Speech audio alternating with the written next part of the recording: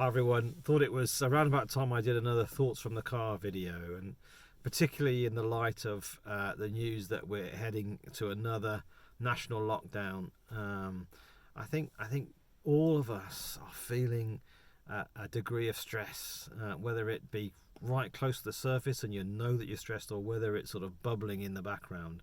I think all of us have got, like, a bit like your computer has.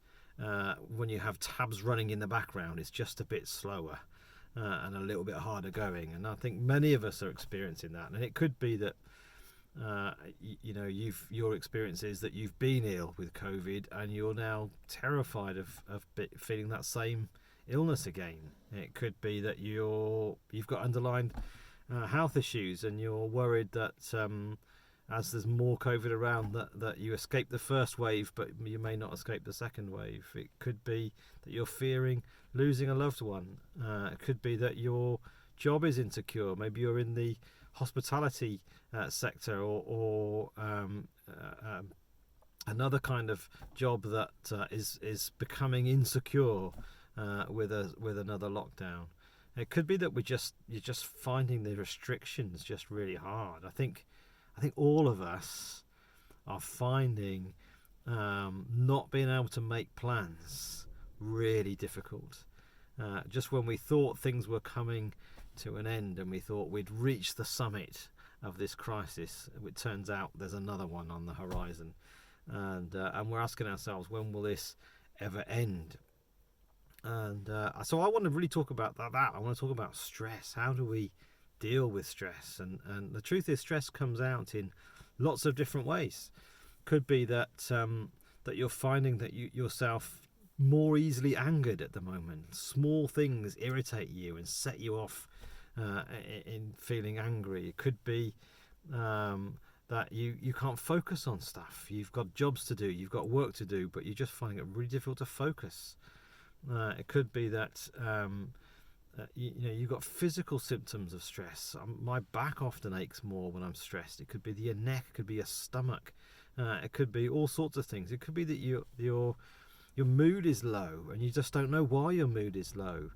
And these are often symptoms of just this underlying stress that we find ourselves feeling. And I've got some really simple advice, and it's taken from the old BT adverts. Do you remember the ones where it said it's good to talk? And I think probably the number one beater of stress, or certainly something that helps the most, I believe, with stress, is to talk. To find someone and just to talk about your feelings. It's something that we don't find easy. It's not something that comes naturally to us to talk about our feelings. We can talk about the weather, we can talk about the football, we can talk about all manner of things, but how are you doing? I mean, it's funny, isn't it, that we in our language we have hi, how are you, but actually we don't like really talking about how we really are. So I just want to encourage 5 things, all under the heading of talking. And the first one is, and this might sound a little bit strange, but to talk to yourself. To give yourself some time to press pause on all your activities, all the things that you're doing. Press pause, stop and reflect and say, how am I doing? Many people find it useful to journal. I find if I sit with a piece of paper, it stays blank. I'm better off speaking it out. But it's good to sort of take some time on your own and say, right, come on, what's going on in my heart? What am I afraid of? What am I worried about? What are my concerns at this moment in time? Write them down. Or just speak them out to yourself. Talk to yourself, either in your head or even out loud on a walk or something like that. But take some time out and give yourself a good talking to. Find out what's going on in your life and in your heart. Second thing is, talk to friends and family. There are people that you can go to that love you, that are concerned for you, that care about you, that want to hear from you if you're not doing okay.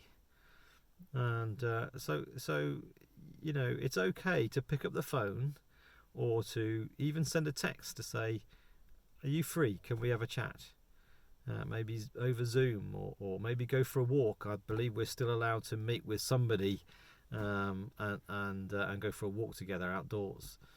So find somebody and talk to them.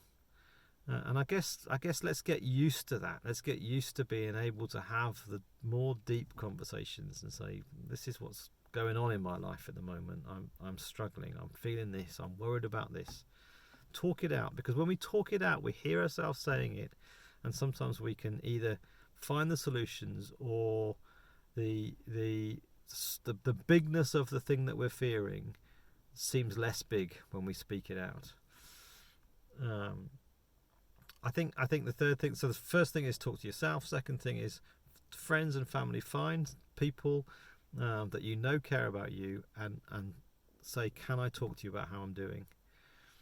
Within that, the third thing really is to find somebody that needs you, and give them time to talk, and listen, and reach out to people that you know might be lonely, that might be struggling. So talk to yourself, talk to friends, listen, reach out to others, and listen to other people doing the same thing back to you.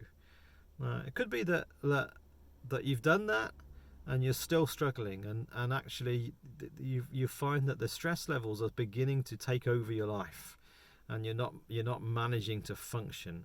That's perfectly okay. Many of us have seasons in our lives when stress overtakes us. This last year, I feel like there's been moments when stress has overtaken me, and I've had to take some time out and rebuild myself. It could be that you need to speak to a doctor.